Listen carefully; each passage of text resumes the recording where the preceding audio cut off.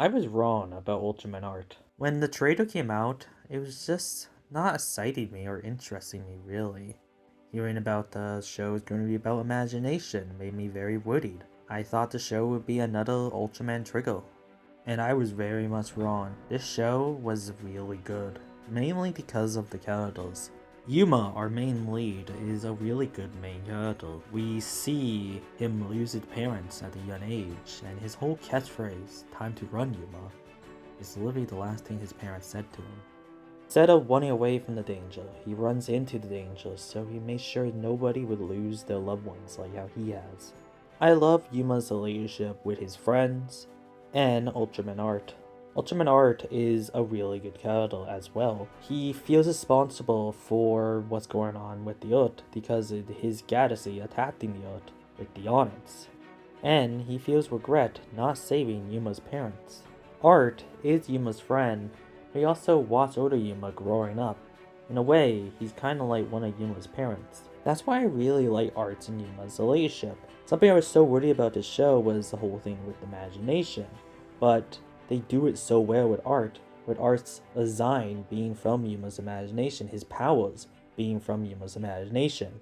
And we actually hear Art's real name. His name is Rution. I think that's super interesting and adds so much to his character. Now, my favorite character in this show is probably Shu. Shu, being this very serious character, is very by the book. But we see this serious character eventually open up to his friends and eventually his bromance with Yuma. Their friendship is really sweet to watch because Shu cares so much about Yuma and learns from him and grows because of him. And the same thing with Yuma, he grows because of Shu. Now, one thing I love about Shu and I find so hilarious is his love for coffee. Such a fun character for it, I really liked it. Ren is also another really good character. We learn some things about her. One of my favorite episodes with her is probably episode 9 because of the human drama in the episode. We meet one of Ren's old friends and happen to be Ren's teacher, and she used to love this man. And we see in this episode, Ren has to spy on this man because he might be selling kaiju cells, and we find out he is. Because Ren knows when he's lying. He tells his face every time when he lies. So Ren turns him in, and he tells Ren the time they shared meant nothing to him. And this breaks Ren's heart. But is he lying? That episode is probably one of my favorite episodes of Ultraman Art. Now, the Chief, the Roshiban, is a character I really like in the show. I think he's really good.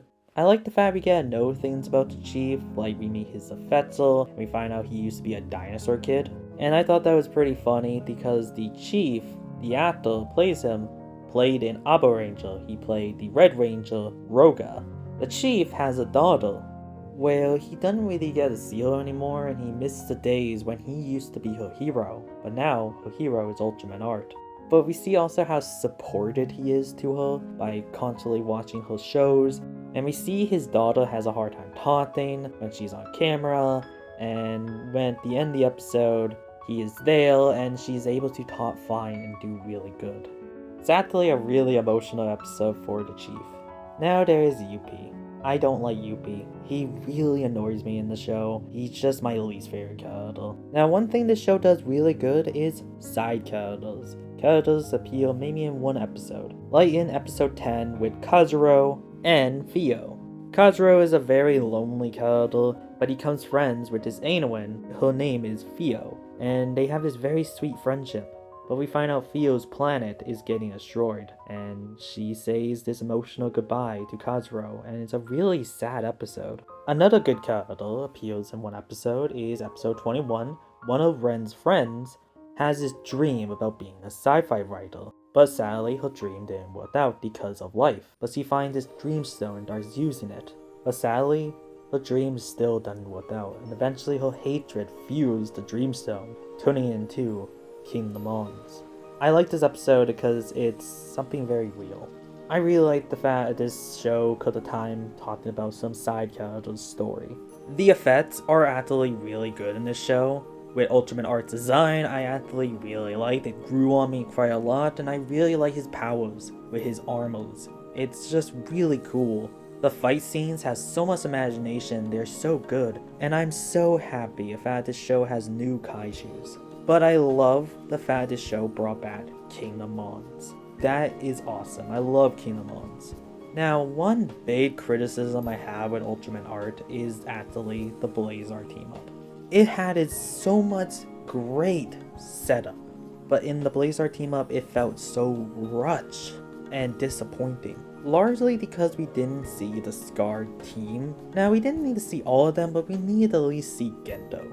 Now, this could not be the Blazar universe, but it was just weird. Especially the whole thing about seeing Yuma's variants of his friends. That was just weird for me. One of the most disappointing team-ups, and I know Ultraman can do better. You know what was a good team-up? The Zongyo team-up. Seeing Zongyo again was just epic and awesome. These two episodes were just great. Ultraman Art is actually a really good show. This show is just really good with great characters, great episodes, and honestly a really good English dub too. Ultraman Art is a really good show. It has so much imagination.